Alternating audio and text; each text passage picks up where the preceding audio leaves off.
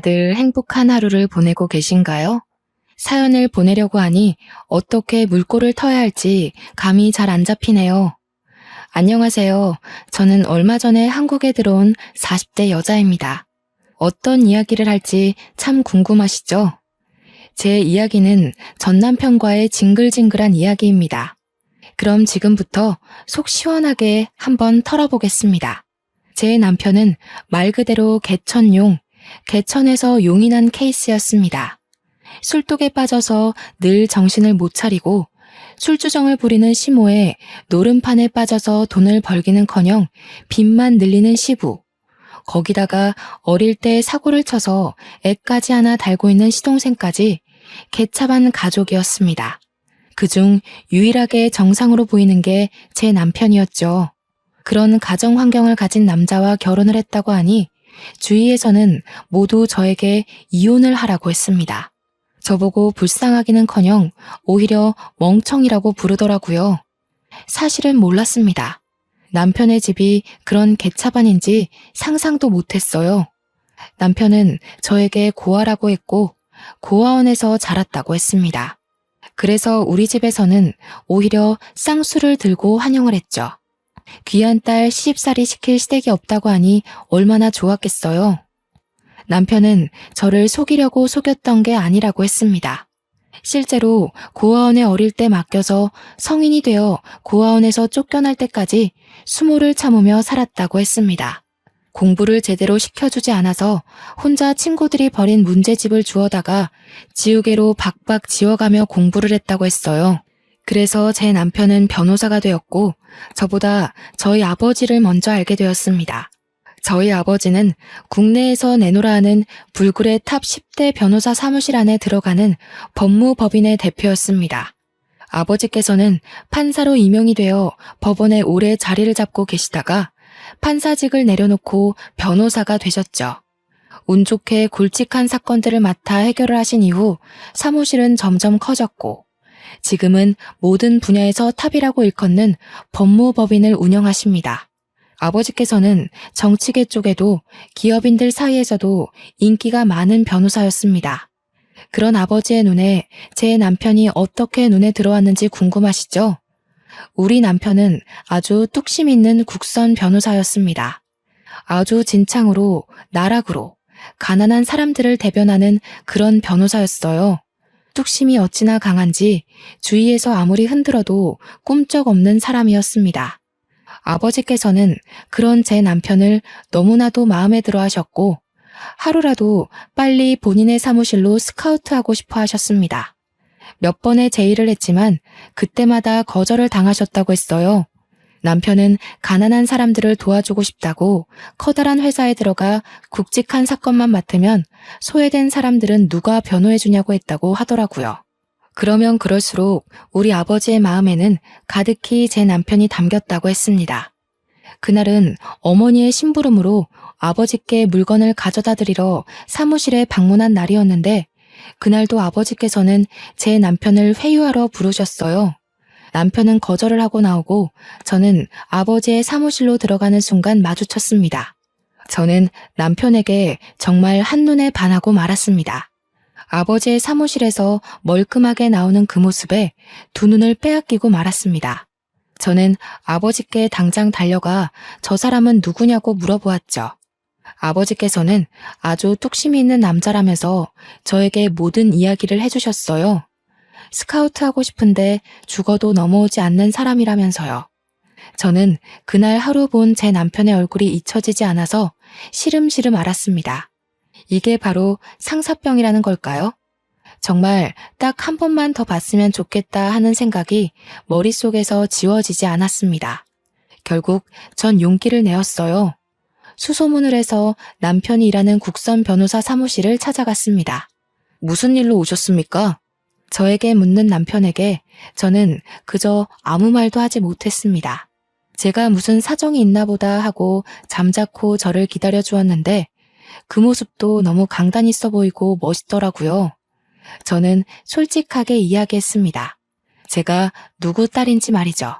그러자 저한테 사무실까지 따님이 찾아올 거라 생각도 못했다면서 이미 제안은 거절했다고 했습니다. 저한테 그게 무슨 상관일까요? 아버지 회사랑은 관계없이 찾아온 거여서 저는 당당하게 데이트 신청을 했습니다. 그러자 얼굴이 새빨갛게 변하면서 말을 잇지 못하시더라고요. 저는 그 뒤로 매일같이 국선 변호사 사무실을 출입했습니다. 도시락을 싸들고 가기도 하고 직원분들의 커피를 바리바리 싸들고 방문을 하기도 했죠. 처음에는 부담된다며 거절하더니 제가 들은 척도 안 하고 계속 방문하자 포기한 듯 싶었습니다. 직원들은 오히려 제가 가져올 간식거리들을 기다리는 듯 했어요. 그렇게 3개월을 내리 출석했더니 저에게 이야기 좀 하자고 하더라고요. 저는 드디어 저에게 기회가 온 것이라고 생각했습니다. 같은 사무실을 사용하는 다른 변호사들도 모두 저한테 잘해야 된다고, 저 같은 여자를 잡아야 한다고 입김을 불어넣고 있었거든요. 솔직히 우리 어머니께서 아버지에게 얼마나 지극정성인지 크고 잘하면서 배웠기 때문에 저도 내조만큼은 정말 잘할 수 있었어요. 든든한 처가의 뒷배까지 생기는 건데 당연히 저를 잡아야 하는 거 아니겠어요? 그런데 제 남편은 저를 불러내어 아주 음울한 이야기들을 쏟아내었습니다. 나는 고아예요. 우리 부모는 나를 버려두고 방치했고 결국 고아원에 가게 되었습니다. 지긋지긋한 사람들이었어요. 당신은 항상 행복하고 예쁜 것만 보고 자랐을 거 아닙니까? 나는 그런 당신이 너무 부담스럽습니다.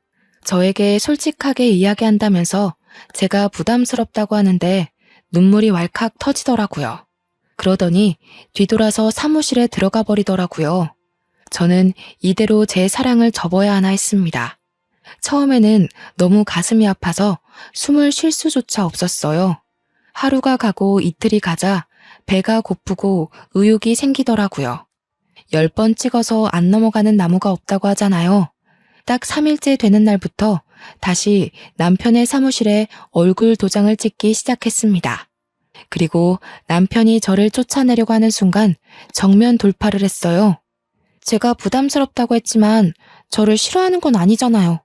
남편은 허를 찔린 듯한 얼굴을 했고 저는 이 남자의 진심을 엿볼 수 있었습니다. 이 사람은 정말 나와 자신의 집안 차이나 살아온 모든 것이 맞지 않는다고 느꼈을지언정 저를 좋아하고 있다는 건 확실하다고요. 그래서 저는 더 이상 뒤로 미루지 않았습니다. 이 사람을 끝까지 쫓아다니기로 마음을 먹었죠. 그래서 8개월이 지났을 때 이 사람은 저에게 항복을 했습니다. 제 마음을 받아주기로 했어요. 저는 정말 행복해서 날아갈 것 같았고 남편은 저의 아버지 회사로 스카웃 제의까지 받아들이게 됐습니다. 우리 아버지는 저에게 정말 복덩이라고 하셨어요. 우직한 남편이 아버지의 사무실에 입성하자 아버지는 정말 평생 소원 다 이뤘다는 말을 하셨죠. 저는 이때다 싶어서 남편과 연애 중이라는 사실을 밝혔고 아버지는 아주 놀라워하시면서도 축하를 해주셨어요. 우리 남편이 고아라는 사실을 저희 부모님께서 쌍수 들고 환영했다고 하셨잖아요. 아버지께서는 당장 결혼이라도 하라며 저희를 응원해 주셨습니다. 그래서 저희는 결혼을 준비했어요. 남편이 국선 변호사로 일하면서 모아둔 돈이 별로 없었기에 저희 아버지께서 통 크게 사무실 근처에 아파트를 하나 사주셨고요. 어머니께서는 혼수를 채워주셨습니다. 남편은 너무 면목 없다며 늘 우리 집에 와서 죄인처럼 굴었지만 부모님께서는 남편에게 당당하게 굴으라고 하셨습니다. 어디 가서 절대 뒤처지지 않는 땡땡 법무법인의 변호사라고 기죽지 말라고 하셨어요. 그렇게 저희는 행복한 웨딩 촬영도 하고 신혼집을 꾸미며 결혼식 날만 기다리고 있었습니다. 그런데 사건은 결혼식 당일에 터졌어요. 남편이 고아라고 했기 때문에 우리 가족 모두 그런 줄 알고 있었고 혼주석 또한 비워뒀었거든요. 그런데 결혼식이 시작되기 30분 전에 식장이 조금 소란스러워지더니 혼주석에 떡하니 웬 아줌마 아저씨가 앉아있는 거예요. 저는 신부 대기실에서 소식을 듣고 너무나도 황당해했고 남편은 신부 대기실에 찾아오지도 않았습니다. 저는 이게 어찌된 일인가 싶어서 인사를 드리고 있는 부모님을 황급히 호출했어요. 그러자 어머니께서 제게 오셔서 너무 황당하다며 이야기를 해주시는 겁니다. 글쎄, 이서방의 부모가 맞다네. 분명 고아라고 했었는데 그게 고아원에 버려두고 성인이 될 때까지 찾아오지 않았었나 봐. 그러다가 변호사 되고 돈 잘 번다는 이야기를 어디서 주워 듣고는 수소문해서 오늘에서야 나타난 거라대. 경사스러운 날에 이게 무슨 날벼락이니? 어머니는 정말 걱정스러운 얼굴로 저를 쳐다보면서 말씀하셨어요. 저도 갑자기 하늘이 노랗게 변하는 것 같았습니다. 결혼식이 시작하는 소리가 들리고 진행 요원이 신부 대기실에 와서 입장을 준비하라고 했어요. 이제 와서 도망치기엔 너무 늦었다는 소리였죠. 일단 부딪혀 본 적 없는 시댁 식구들이었기에 결혼식을 올리고 나서 생각해보자는 안일한 생각이 저를 지배했습니다. 남편도 꽤 당황한 듯한 눈치였어요. 힐끗 바라본 신랑 쪽 혼주석에는 한복을 어디서 대여했는지 조금 낡아 보이는 한복을 입고 앉아 계신 남편의 부모님과 시동생, 그리고 갓난 아기가 보였습니다. 저는 이를 꽉 깨물고 아버지의 손을 잡고 입장을 했고 성대한 결혼식을 올렸습니다. 결혼식이 끝나고 정신없이 인사를 드리고 난 뒤 정막이 찾아왔어요. 그때서야 제대로 시부모라는 사람들과 인사를 할 수 있었습니다. 앙큼하게 어디 알리지도 않고 결혼식을 올릴 생각을 했어? 이런 중요한 일에 우리를 찾아와 인사할 생각도 안 하고. 남편은 아무 말도 하지 않았습니다. 저는 너무 당황스러웠고요. 어디서 사는지도 모르는데 어떻게 가서 인사를 드리고 상견례를 진행합니까? 저희 부모님도 똥 밟았다는 얼굴을 하고 계셨습니다.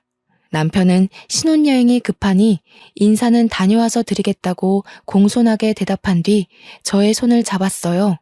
제가 너무나도 사랑했던 남편이기 때문에 믿고 신혼여행길로 올랐습니다. 신혼여행길에서 모든 이야기를 들을 수 있었어요. 고아원에서 지낼 때 고아원 원장이 은근슬쩍 친부모에 대해 이야기를 해준 적이 있었다고요. 공부를 잘하니 성인이 되면 한몫할 거라고 넌지시 던졌다고까지요. 친부모란 사람은 아이를 버린 것도 모자라 어린 시동생만 데리고 키우면서 남편에게 빌붙을 준비를 하고 있었던 거였어요. 결국에 변호사가 되고 고아원에 찾아가 수소문을 해서 얼마 전에 연락이 왔다고 했습니다. 남편은 결혼을 한다고만 이야기했고 결혼식까지 찾아온 건 시부모가 스스로 한 거라고요.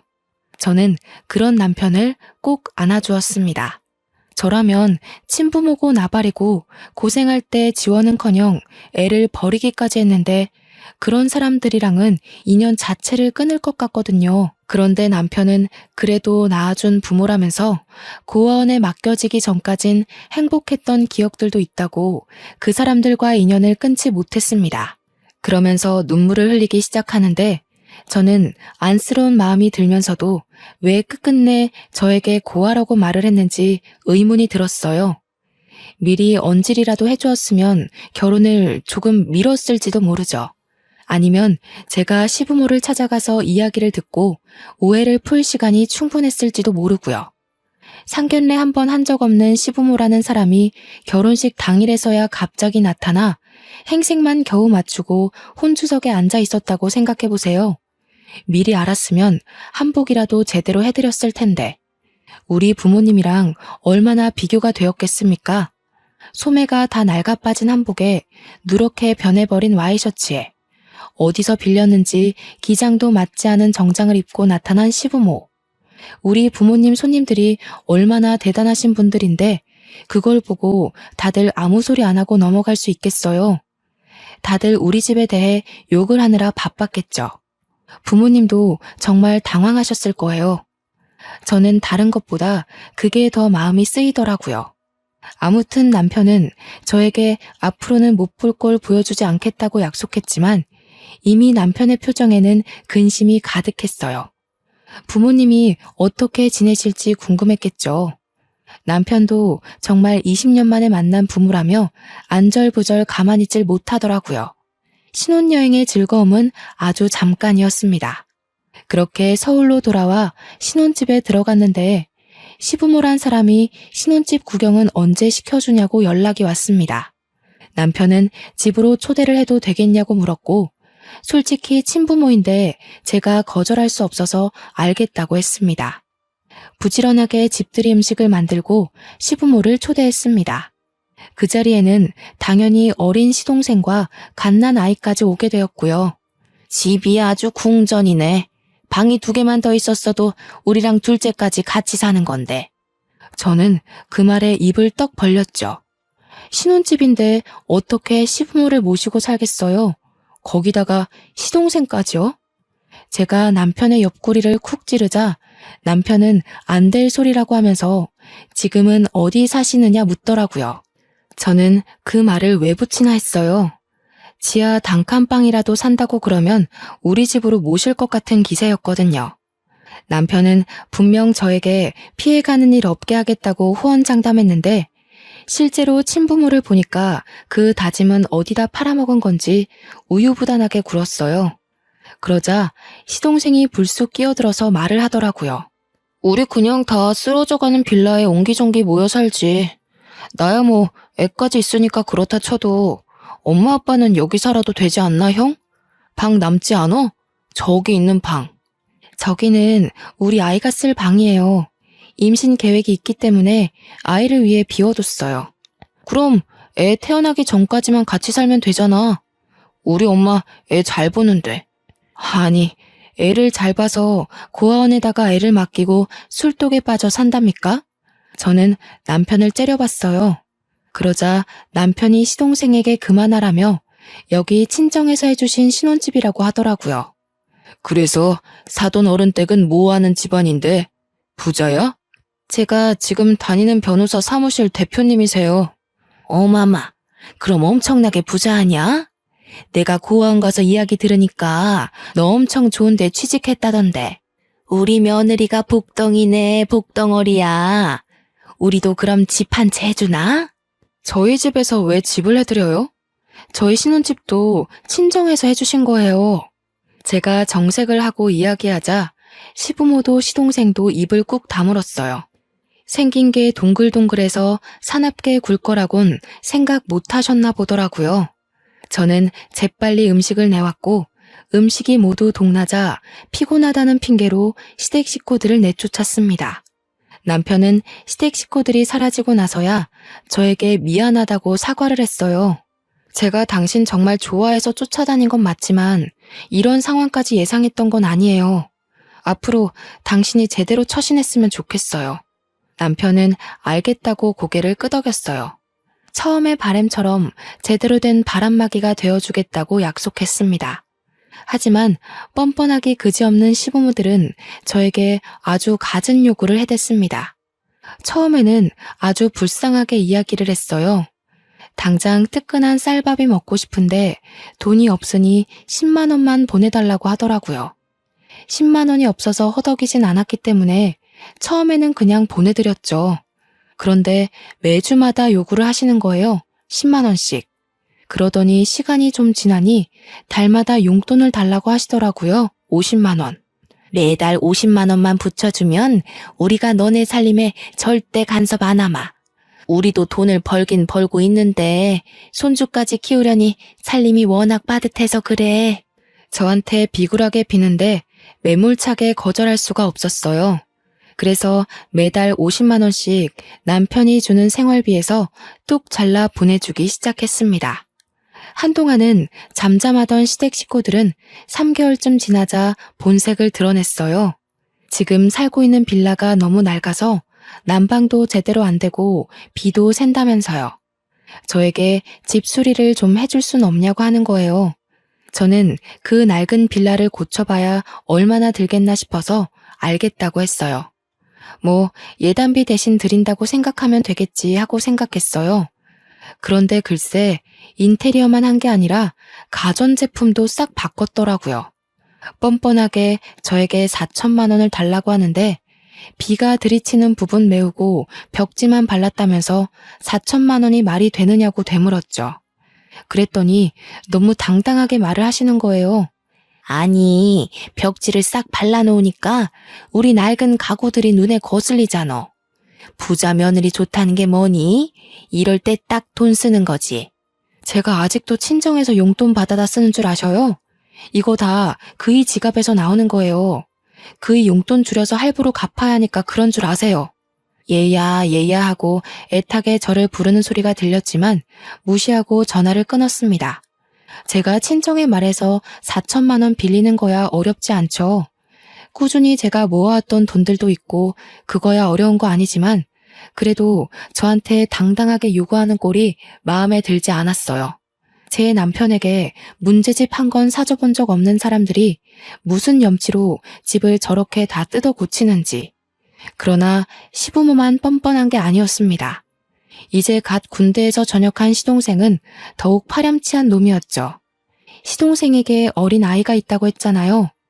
군대에서 휴가 나왔을 때 여자친구를 임신시켰는데 여자친구가 애만 덜렁 시댁에 두고 사라졌다고 하더라고요. 아직 앞날이 창창한 20살이라 아이를 키울 자신이 없다고 애만 두고 떠났다고요. 고아원에 버리겠다고 난리를 친 시부모를 시동생이 설득했대요. 그 이야기만 듣고 제정신이 박힌 사람이구나 싶었는데 아니더라고요. 군대 제대하고 나서부터 애는 뒷전이고 맨날 PC방에서 담배 피고 술집 가서 술 먹고 노느라 바빴대요. 그래서 애가 아빠를 보고도 낯설어 한다고 하더라고요. 그런 시동생이 저한테 애를 데리고 다니는데 불편해서 그런다며 차를 사달라고 하더라고요. 그걸 왜 저한테 말하는지 이해가 되지 않아서 남편이랑 상의해보라고 했죠. 우리 형 아시잖아요. 고아원에서 힘들게 산 거. 그런데 어떻게 형한테 차까지 사달라고 해요? 그럼 얼굴 3번도 안 본 형수한테 차 사달라고 하는 건 되고요. 스스로 일해서 돈 벌어 사세요. 이야기 들어보니까 맨날 집에서 게임하고 술 먹는다고 하던데 애를 위해서 사는 게 맞아요? 시동생은 형수 너무하네, 있는 사람이 더하다던데 궁시렁거리면서 전화를 끊었습니다. 저는 화가 나서 남편이 퇴근하고 돌아오자마자 이야기를 했어요. 당신의 가족들이 나한테 자꾸 이것저것 요구하는 거 알고 있냐고 이야기를 하니 전혀 몰랐다고 하더라고요. 그러면서 저한테 용돈을 드리고 있는데 그걸로 부족한가? 하는 거예요. 제가 매달 50만 원씩 드리는 거 그거 남편한테 말한 적이 없었거든요. 놀래서 남편에게 50만 원 드리는 거 알고 있었냐고 하니까 뭔 소리냐고 되묻더라고요. 아니, 50만 원은 또 무슨 말이야? 내가 매달 100만 원씩 보내드리고 있는데 당신이 돈을 또 보내드리고 있었어? 저는 완전 뒤통수 맞은 기분이었어요. 매달 150만 원씩 저희 부부에게 갈취를 하고 있었던 거죠. 그것도 아주 교묘하게요. 그러면서 인테리어 해달라, 가전 바꾼다, 돈 뜯어가고 차까지 사달라고 했던 거예요. 저는 남편을 쥐잡듯이 잡았습니다. 얼마나 우습게 보였길래 이런 식으로 가족이라는 사람들이 뒤통수를 치냐고요. 그러자 남편이 저한테 버럭 화를 내더라고요. 아무리 그래도 자기 가족을 너무 우습게 보는 거 아니냐면서 저는 너무 어이가 없었습니다. 지금 사기 결혼 당한 기분을 맞게 하는 게 누군데 나한테 화를 내는지 속된 말로 남편까지 다 짜고 친 거 아닌가 하는 생각까지 들었어요. 그렇게 며칠 동안을 남편과 냉전 상태로 지냈습니다. 솔직히 저도 먼저 화해하고 싶은 생각이 전혀 들지 않았고 남편도 계속 고집을 부리고 있었습니다. 저에게 자기 가족을 사기꾼 취급한 걸 사과하라고 하더군요. 저는 끝까지 하지 않았어요. 고아원에 갖다 버린 부모 뭐가 그리 불쌍하고 안타까워서 저러는지 이해가 가질 않았습니다. 그 뒤로 남편과는 깊은 대화를 잘 하지 않게 되었어요. 남편은 무슨 일이 그리 바쁜지 아버지 회사 일을 혼자 도맡아서 하는지 야근하기 일쑤였고요. 하루 종일 저는 답답함과 싸워야만 했습니다. 오죽하면 정말 이혼까지 생각을 했을까요?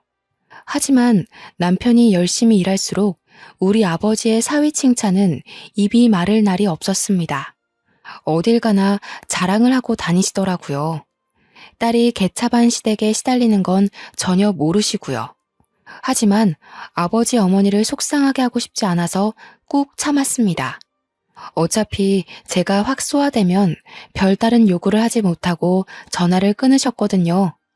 남편이 일에 중독된 지 몇 개월이 지나고 시동생에게 급하게 전화가 왔어요. 문제가 생겨서 아이를 두고 밖에 나가야 하는데 시부모도 집에 없다고 애 좀 봐줄 수 있냐고 묻더라고요. 이미 아이는 18개월 정도 된 상태였기 때문에 이유식도 따로 필요 없다.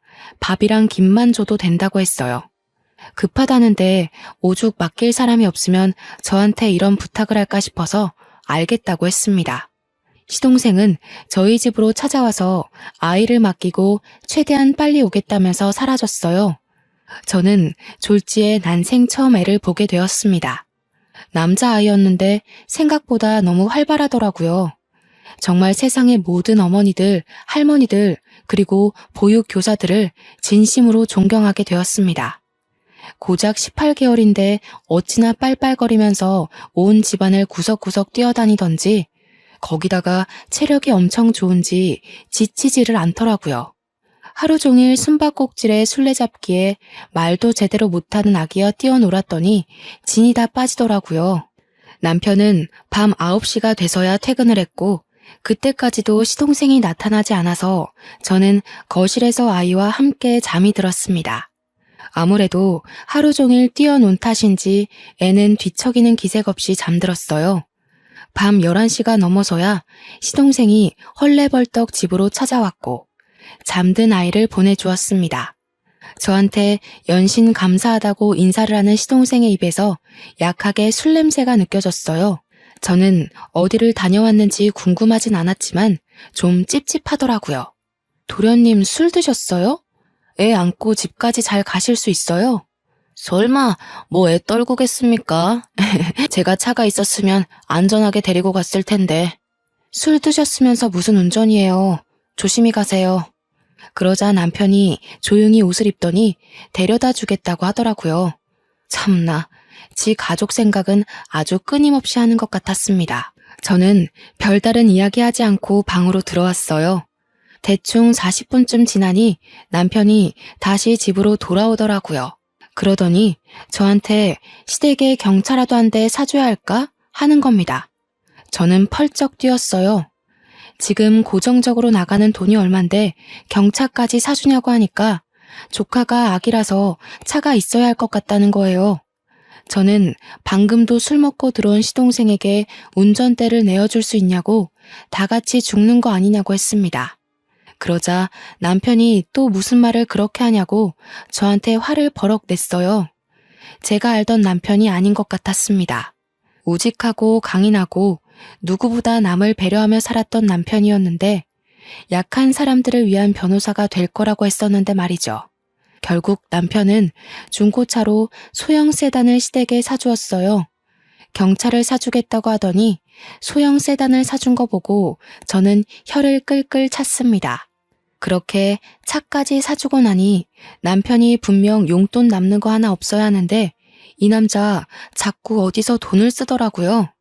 시댁에 소고기를 보내고 조카를 준답시고 몇십만 원짜리 장난감을 사주고 저는 아버지에게 슬쩍 남편의 연봉이 올랐냐고 물어봤는데 그건 아니라고 했어요.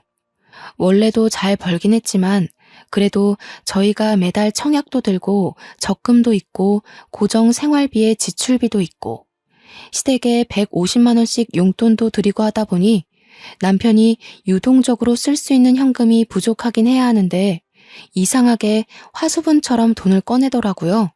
슬슬 찜찜해지기 시작했죠. 그렇게 또 2달이 흐르고 시동생은 간간히 저희 집에 아이를 맡겼어요.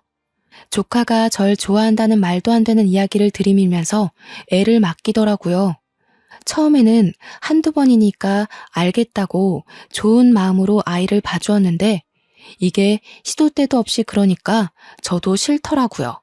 주말에 남편이랑 데이트라도 할라 치면 조카를 데려오질 않나.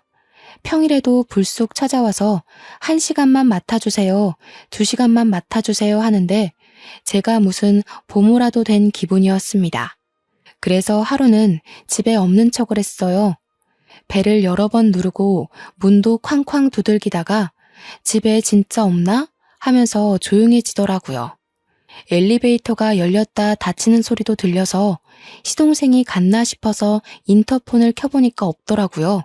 그래서 잘됐다, 집에서 늘어지게 영화나 봐야지 하고 있는데 갑자기 조카의 울음소리가 들리는 거예요. 놀래서 현관문을 벌컥 열었습니다. 그러자 시동생은 어디로 사라지고 없고 현관문 앞에 조카만 덜렁 있었어요. 아직 2돌도 안 된 아기를 두고 사라진 거예요. 저는 놀래서 시동생에게 전화를 하려고 휴대폰을 열었는데 문자가 하나 와 있더라고요.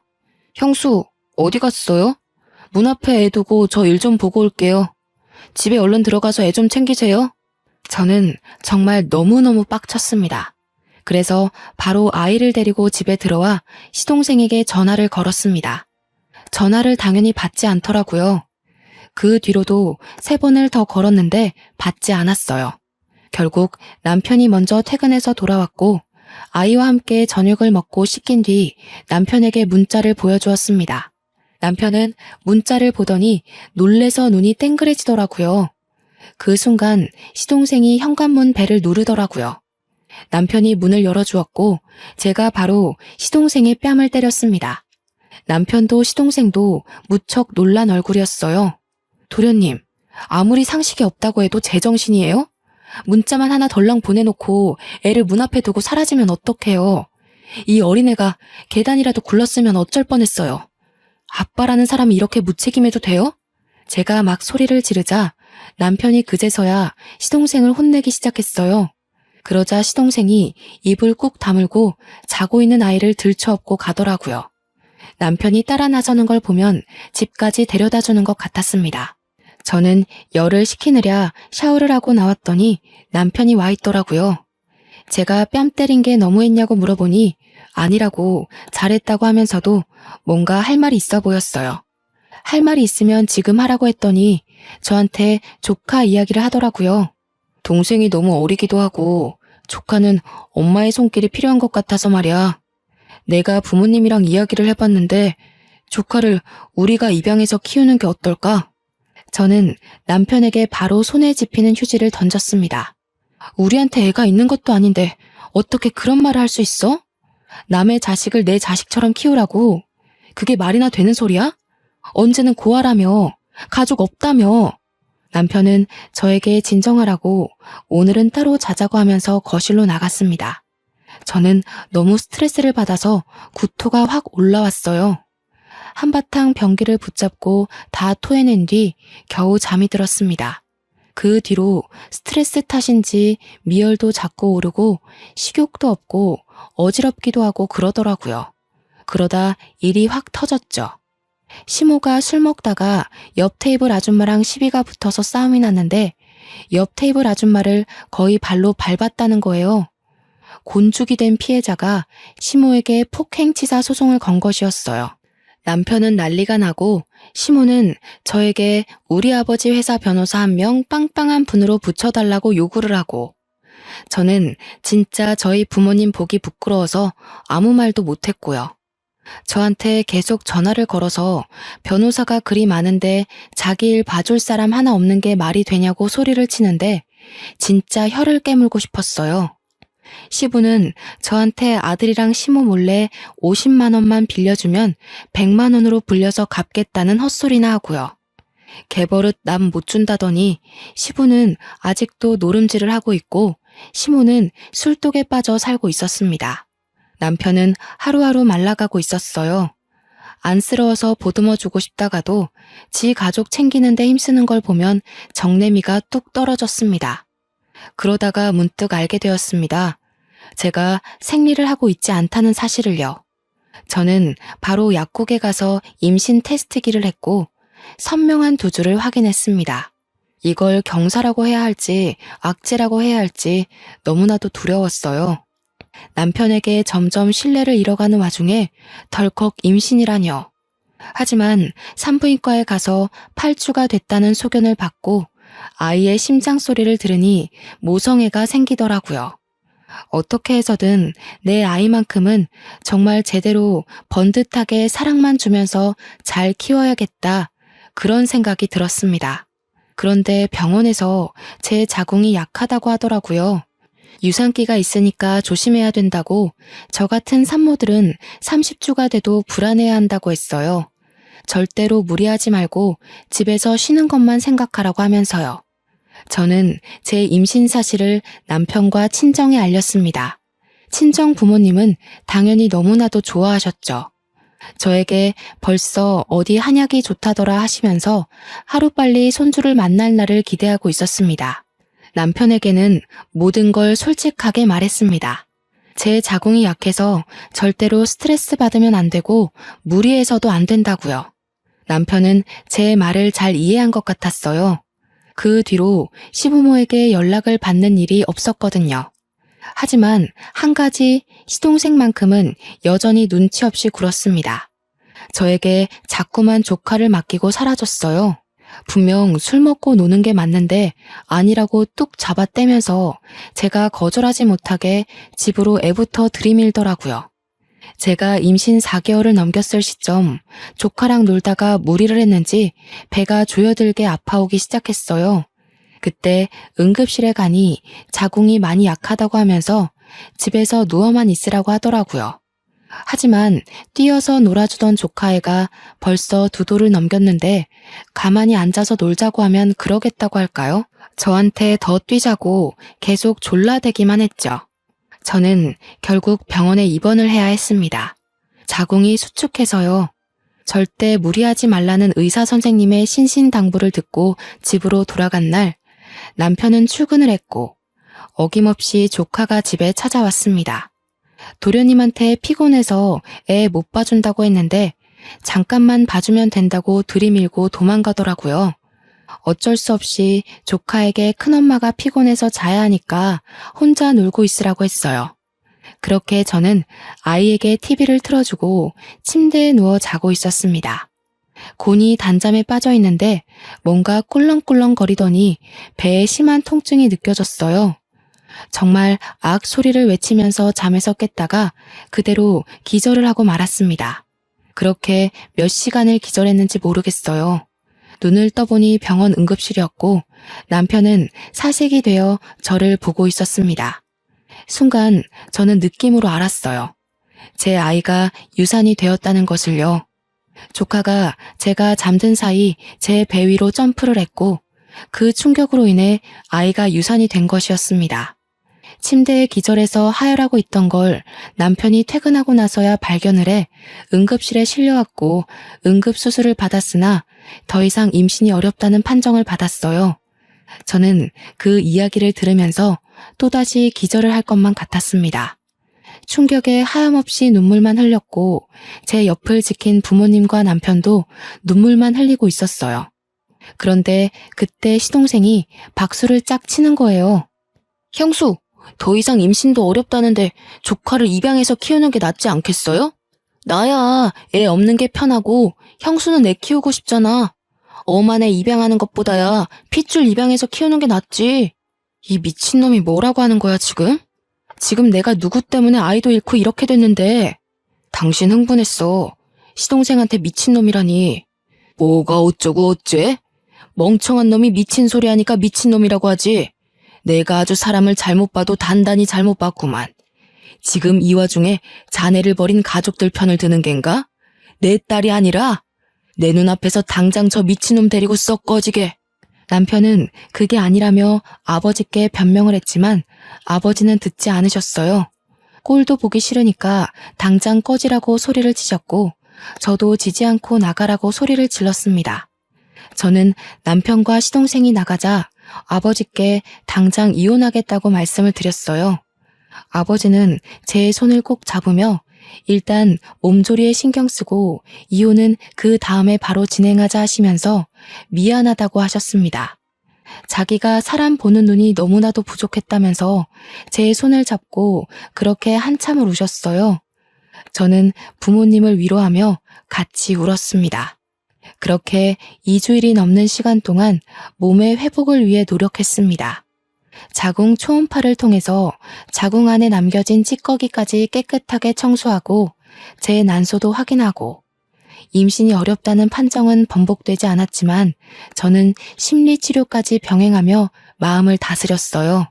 그리고 집으로 돌아와 남편에게 이혼을 하자고 이야기했습니다. 남편은 당연히 절대 이혼 못 해준다고 했죠. 이혼을 못 해준다니 아쉽네. 그럼 소송으로 진행할게. 이 집은 부동산에 내놨으니까 하루라도 빨리 짐 빼는 게 좋을 거야. 명의가 내 건 거 알고 있지? 당신이 재산에 기여한 부분이 어느 부분인지 모르겠지만 그건 판결 나오는 대로 처리해 줄게. 남편은 제 손을 잡고 다시 생각해 보라고 했지만 저는 뿌리쳤습니다. 2번 생각할 겨를이 없는 확신에 찬 이혼 소송이었어요. 아버지는 바로 사무실 최고의 변호인단을 꾸려 제 소송을 준비해 주셨습니다. 그런데 일이 생각보다 아주 쉽게 풀렸어요. 남편이 월급이 오른 것도 아닌데 시댁에 돈을 쏟아부었었잖아요. 그게 알고 보니 아버지 회사 각종 거래처에서 뒷돈을 다 받고 있었던 거예요. 거절된 의뢰들도 몰래 수임해서 수임료 챙기고 아버지 로펌 이름을 걸고 갑질을 하고 있었던 거죠. 접대도 받고 뒷돈도 받고. 근데 그게 거래처의 장부에서 발견이 되고 수천만 원을 받은 것이 들통이 났습니다. 아버지께서는 그 증거들을 모조리 파헤쳐서 이혼 소송과 별개로 횡령으로도 소송을 걸었어요. 남편은 구속 위기에 처하자 저를 찾아와 울고불고 빌면서 이혼 바로 해주겠다고 용서를 해달라고 했죠. 하지만 전 이미 1번 기회를 줬잖아요. 2번 주기 싫었습니다. 소송은 소송대로, 이혼은 이혼대로 진행이 되었고 아버지의 로펌 간판 덕분인지 일사천리로 진행이 되었습니다.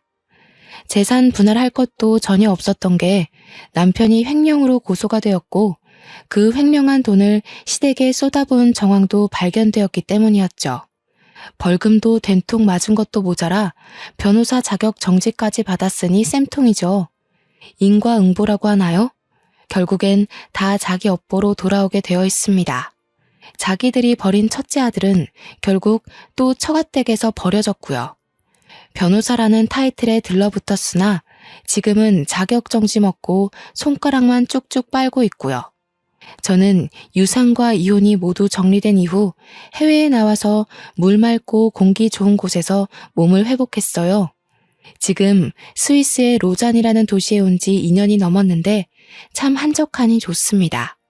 늘 풍경은 다채롭고 제 마음의 감정을 잘 다스려주고 있습니다. 내일은 또 어떤 자연이 저를 감싸줄지 아주 기대가 돼요. 날이 점점 추워지고 있습니다. 감기 조심하시고 항상 행복하게 좋은 것만 보고 지내셨으면 좋겠어요. 저도 곧 한국에 들어갈 예정이라 또 다른 저의 여정이 기대가 되네요. 제 이야기 들어주셔서 감사합니다.